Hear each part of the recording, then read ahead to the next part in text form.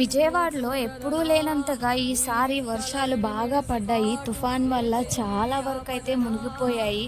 ఇంతలా ఎప్పుడూ వర్షాలు పడలేదు. అంటే ఒక 20 ఇయర్స్ బ్యాక్ ఇట్లా అయ్యిందంట. మళ్ళీ ఇప్పుడు రిపీట్ అవుతుంది. అసలు ఈ వాటర్ చూస్తుంటేనే నాకు చాలా భయమేసింది. ఇది దేవీనగర్ బుడమేరు వంతెన దగ్గర. వంతెనైతే ఆల్మోస్ట్ మునిగిపోయింది. అంత వాటర్ వస్తుంది.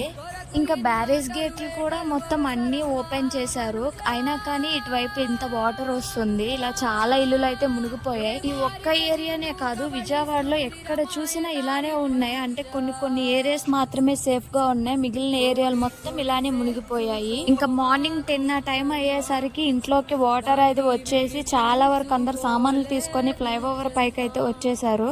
3 డేస్ నుండి నాన్ స్టాప్ గా అయితే వర్షం పడుతుంది. ఈ రోజు ఆఫ్టర్నూన్ కే కొంచెం తగ్గింది. మళ్ళీ ఇలాంటి తుఫాన్లు ఎప్పుడు ఎక్కడ రాకుండా ఉంటే బాగుంటది.